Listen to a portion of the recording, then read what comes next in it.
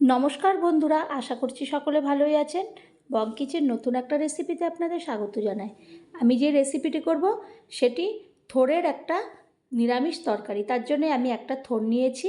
তারপরে থোড়টাকে ভালো করে পরিষ্কার করে আমি একদম মিহি করে কুচি কুচি করে কেটে নেব।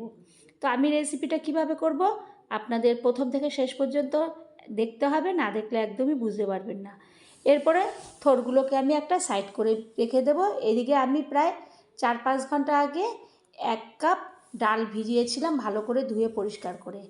আমি ভিজিয়েছিলাম মটর ডাল।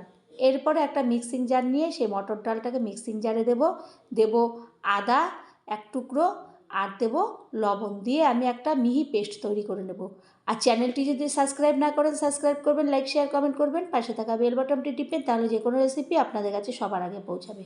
এরপরে আমার এই মটর ডালের পেস্টটা হয়ে গেছে। এরপর একটা থালার মধ্যে আমি ঢেলে নেব পুরোটা।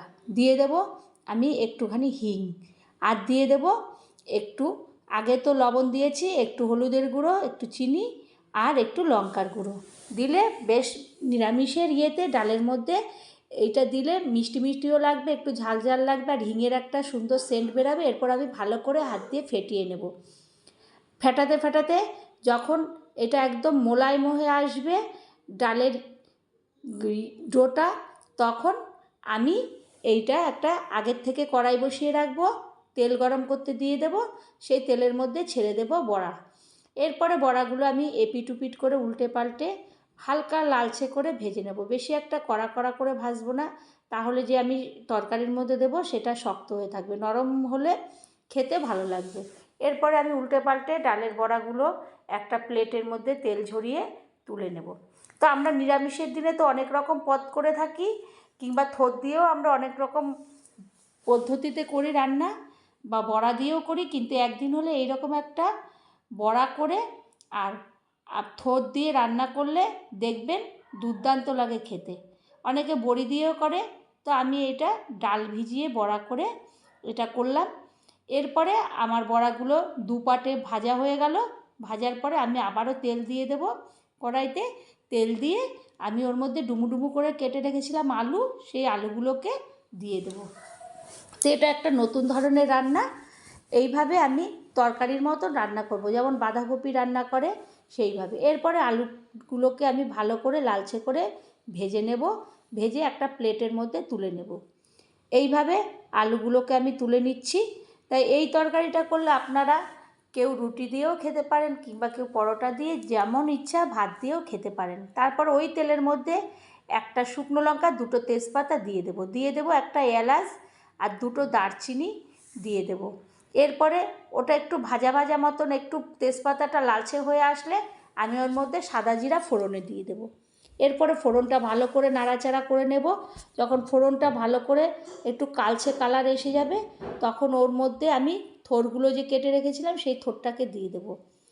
থোড়টাকে দিয়ে দিলাম, দিয়ে এরপরে খুন্তির সাহায্যে ভালো করে আমি নাড়াচাড়া করে ওই যে মশলাগুলো দিয়েছিলাম ফোড়নে, সেই মশলাগুলোর সঙ্গে ভালো করে থোড়টাকে মাখিয়ে নেব। যেহেতু গরম মশলা দেওয়া আছে, এলাচ আর দারচিনি, সুন্দর একটা সেন্ট বেরাবে। এরপরে দিয়ে দেব একটু লবণ। লবণটা দিলে থোড়ের থেকে একটু জল ছাড়বে। এরপরে আমি ভালো করে নাড়াচাড়া করতে থাকব। গ্যাসটা কোনো সময় বাড়িয়ে কোনো সময় একটু সিমে দিয়ে দেবো, এইভাবে করে নেব। এরপরে দিয়ে দেব কিছুটা মশলা, একটু হলুদের গুঁড়ো, লঙ্কার গুঁড়ো, ধনের গুঁড়ো, জিরার গুঁড়ো। একটা তরকারির মতন করব।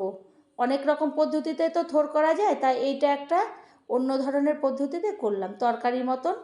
এরপরে ওই মশলাগুলো ভালো করে থোড়ের সঙ্গে মাখিয়ে নেব, এবং যেহেতু নুন দেওয়া আছে একটু জলও ছাড়বে মশলাগুলো, ওর মধ্যেই মোটামুটি একটু সিদ্ধ হয়ে নেয় ভালো করে, মশলাগুলো সমস্ত নরম হয়ে আসবে। এরপরে দিয়ে দেব কাঁচা লঙ্কা, আর দিয়ে দেব আলুগুলো যে ভেজে রেখেছিলাম সেই আলুগুলো। আবারও একটু নাড়াচাড়া করে নেব। নাড়াচাড়া করার পরে দিয়ে দেব টমেটো, টুকরো টুকরো করে রেখেছিলাম, টমেটোটাকেও ভালো করে নাড়াচাড়া করে নিলাম আবার ওই সমস্ত সবজির সঙ্গে। এরপরে দিয়ে দিলাম চিনি। চিনিটা না দিলে একদমই ভালো লাগবে না, কারণ থোড়টা একটা খাড় খাড় খেতে, একদম মিষ্টির তো ভাব থাকে না থোড়ের মধ্যে, সেই কারণে চিনি দিলে টেস্টটা অন্যরকম হবে। এরপরে চিনিটাও পুরোটাই সবজি সমস্ত কিছুর সঙ্গে মাখিয়ে নেব। মাখিয়ে একটু বাটির মধ্যে সামান্য একটু জল দেবো, কারণ এটা একদম শুকনো মতন রান্নাটা হবে। এরপরে জল দিয়ে সমস্ত সবজিগুলোকে এক জায়গায় রেখে একটা প্লেট দিয়ে আমি ঢেকে দেবো। আমি 5 মিনিট 7 মিনিট পরে প্লেটটা তুলবো, দেখবো ওটার থেকে জল ছেড়ে গেছে। আর আলুগুলো সিদ্ধ হলো কি না, আমি যখন আলুগুলো একটা খুন্তি দিয়ে ভাঙবো, দেখবো সিদ্ধ হয়ে গেছে আলুগুলো। তো সিদ্ধ হওয়ার পরে আমি ওর মধ্যে আবারও ভালো করে নাড়াচাড়া করে আলুগুলোকে দেখে দিয়ে দেব যে বড়াগুলো আমি ভেজে রেখেছিলাম, সেই বড়াগুলো দিয়ে দেব। এরপরে বড়াগুলোকেও সমস্ত সবজির সঙ্গে মাখিয়ে আমি আবারও একটু ঢাকনা দিয়ে দেবো, যাতে বড়াটা সুন্দরভাবে সবজির সঙ্গে ওই বড়াগুলো সমস্ত ঢুকে যায় বড়ার মধ্যে, মশলা আর সমস্ত একসঙ্গে যাতে হয়ে যায় তার জন্যে।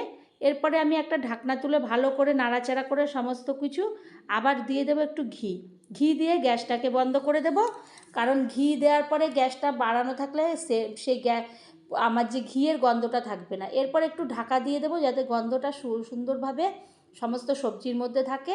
এরপরে আমি 5 মিনিট পরে ঢাকনাটা তুলব, ভালো করে নাড়াচাড়া করে দেব।